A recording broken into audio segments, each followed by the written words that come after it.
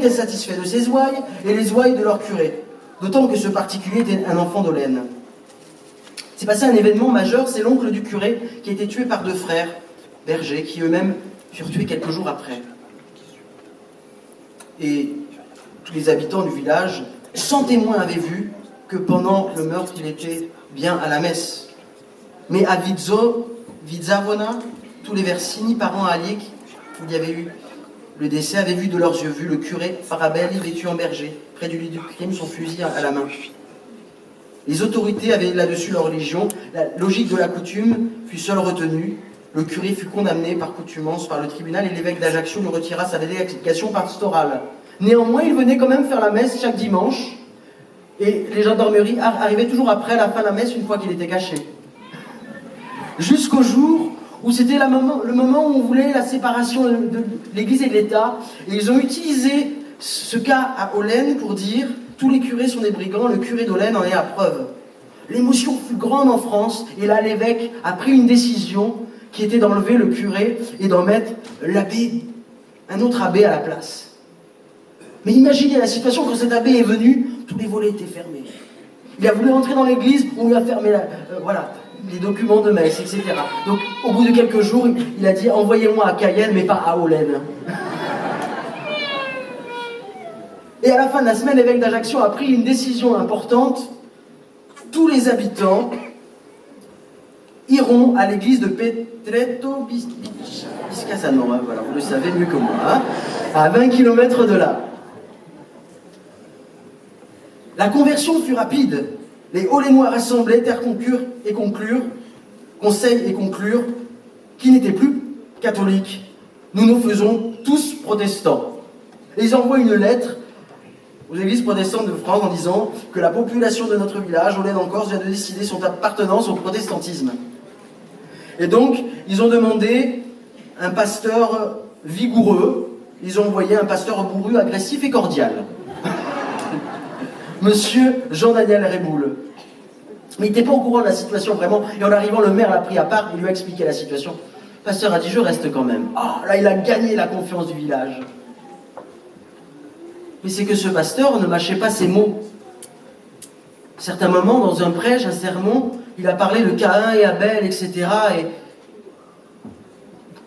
le maire, à la fin, lui a dit, voilà, monsieur le pasteur, nous ne sommes pas des saints et nous reconnaissons avec l'humilité, mais vous nous massacrez là. Ça nous fait mal et nous en sommes malheureux. Mais il était aimé, ce pasteur, parce qu'il disait la vérité. Ce qui s'est passé, c'est que l'ancien curé, un jour, est venu voir la famille où il y avait eu la revanche. Là, et il a posé son fusil en disant « Je veux être le dernier tué de cette vendetta qui touche la Corse depuis des années. Faites de moi ce que vous voudrez. » Il avait eu un entretien avec le pasteur, il avait pris cette décision. Et cette famille ne s'est pas vengée. Et voilà pourquoi nous avons encore ces versets sur ce temple à Olène où tout un village est venu à Christ. Venons plus près, la fondation de nos assemblées. Jean Mattei, un Corse, qui était pasteur protestant réformé en Bretagne, Van Redon-Potivi, avait rejoint les assemblées de Dieu. Et de là, il était venu en Corse. Et des pasteurs de Marseille venaient déjà auprès de cette famille qui disposait d'une maison et d'un appartement disponible dans lequel les pasteurs se sont installés. Douglas Scott est venu en 65 en Corse avec monsieur et madame Mattei qui sont arrivés en 64. Vous voyez, là aussi, madame Gaillard qui peut s'approcher. Vous avez madame Gaillard tout à gauche là. Et au milieu, monsieur et madame Mattei qui saluent. On va mettre, avant qu'elle ne décède, il y a quelques années, 4 ou 5 ans peut-être, j'ai pu l'interviewer. Dans cette interview, elle me parlait de la Corse. Je vous mets une petite minute de témoignage de madame.